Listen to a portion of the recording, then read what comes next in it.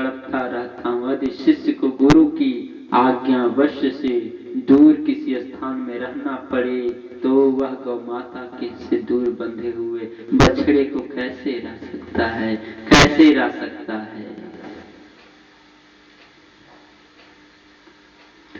वियोग का एक एक क्षण एक एक युग से बड़ा लगता है। गुरु के दर्शन करके आए हुए या मेरे लिए स्वयं गुरुदेव द्वारा भेजे गए व्यक्ति के मिलने से मुझे ऐसा लगता है मानो संसार से मिल लिए। इस विहंगम आयोग में जितने भी इस चैनल माध्यम से देख रहे हैं उनको मैं कोटि कोटि प्रणाम करता हूँ। मैं सभी सद्गुरु को प्रणाम करता हूँ।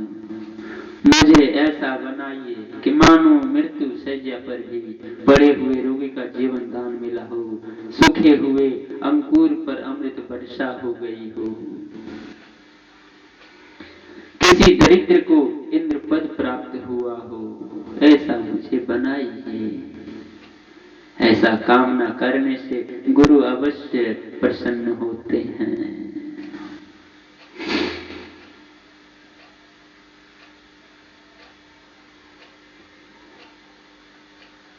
एक बार एक सेठ जी आए हमारे पास।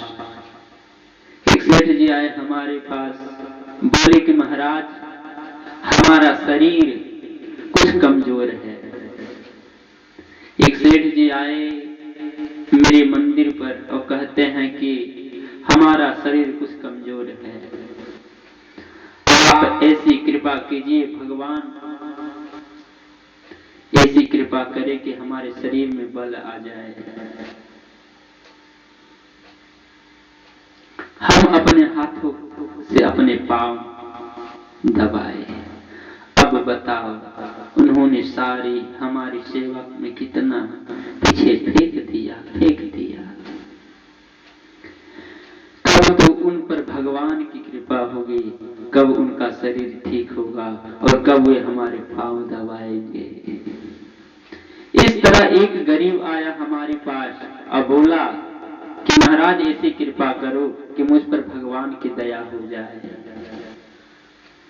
मुझ पर भगवान की दया हो जाए और हमारे पास 1 करोड़ रुपया आ जाए, फिर हम 5 लाख रुपए लाकर आपके चरणों में अर्पित कर देंगे। अब आप सोचो कि गरीब हट्टा कट्टा होकर भी पांव दबाता रहा नहीं, उसके पास मजबूत हाथ, उसको चाहिए कि उनसे सेवा करे। उधर सेठ के पास रुपए हैं, उनको चाहिए कि वह रुपए से सेवा करे, लेकिन वह चाहता है कि मजबूत हाथ मेरे लिए स्वयं गुरुदेव पांव मिले। मजबूत हाथ पांव वाला गरीब चाहता है कि रुपए मिल जाए। देखो जो तुम्हारा वश में नहीं है उससे तुम चाहते हो कि सेवा करना, रुपया नहीं है तो रुपया लाकर सेवा करना चाहते हो, और शरीर में बल है तो बल से सेवा नहीं करना चाहते हो। अगर तुम्हारे पास जो है, मेरे गुरुदेव यही कहते हैं कि तुम्हारे पास जो है उसको भगवान में लगाओ, भगवान में लगाने से सब कुछ मिलेगा। जो कुछ भी तुम्हारे बस की बात है, जो भी तुम्हारे बस की बात है, वह पहले करना शुरू करो।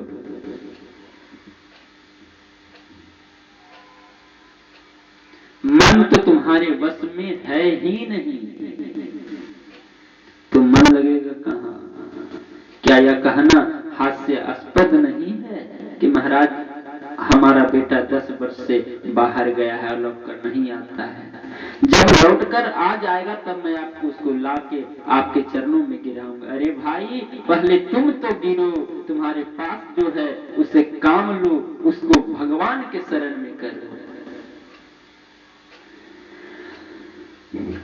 हमारे हमारे गुरु जी कहते हैं कि व्यक्ति जितनी जितनी निष्काम सेवा करेगा उतनी उतनी उसकी वासना कम होगी, उतना उतना स्फुरन शांत करने में वह सफल हो जाएगा। हमारे गुरुदेव का यही अमृतवाणी है। ये विहंगम दरबार में दया महान धर्म है। अगर दया करते हैं ना, किसी गरीब पे दया कीजिएगा ना तो अनेक उदार मिलेगा। अगर कोई गरीब आपके पास आकर रोने लगता है कि गुरु जी मेरे पास कुछ नहीं खाने पीने का है, अगर जो आपके पास खाना आके पड़ा हुआ उस थाली को अगर जो आप दे देंगे ना, अंदर अंदर बहुत संतुष्टि मिलेगा। गरीबी हम भी झेले हैं साहब, गरीबी हम भी झेले हैं। गरीबी क्या होता है ना, सभी को मालूम नहीं होगा। इसलिए गरीबी ऐसा चीज बहुत खराब चीज है। भगवान मेरे जैसा गरीब किसी को मत देना।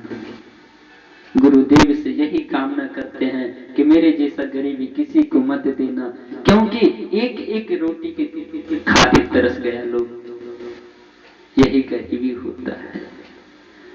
दया भी महान धर्म है। जिस पे आप दया करते हैं ना, उस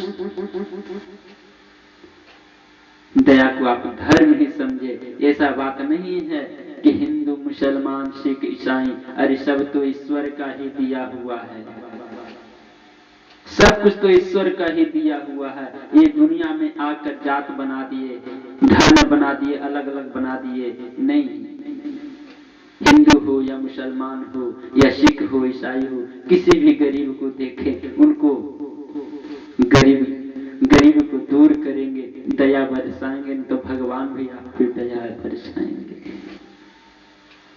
भगवान भी आप पे दया बरसाएंगे। ऐसा बात नहीं है कि नहीं बरसाएंगे, भगवान भी चाहते हैं कि कोई तो दया करे, कोई तो ऐसा है। इसलिए सभी भक्तों से यही कहेंगे, पुनः कहीं भी गरीब मिल जाए ना, उनको आप जरूर मदद कीजिएगा। नहीं हो, पैसा भी नहीं हो, अगर जो खाना ही मिले तो उसको होटल में जाकर खिला दीजिएगा, बहुत सुकून मिलेगा। एक समय की बात है, हम कोलकाता जा रहे थे, मेरे पास उतना असमर्थ था, गरीब को गरीब ही जान सकता है। हम जा रहे थे, स्लीपर में बैठे हुए थे, उधर से एक मांगने वाले बुजुर्ग आ रहे थे। हम उनको बुलाए, बैठाने के बाद यही कहते हैं कि आपका क्या दिक्कत है, आपको क्या दिक्कत है, बता सकते हैं? तो ही गरीब बूढ़े बुजुर्ग थे, कहे कि बाबू मैं भूखा हूँ, मुझे कोई खाना दे दे तो अच्छा है।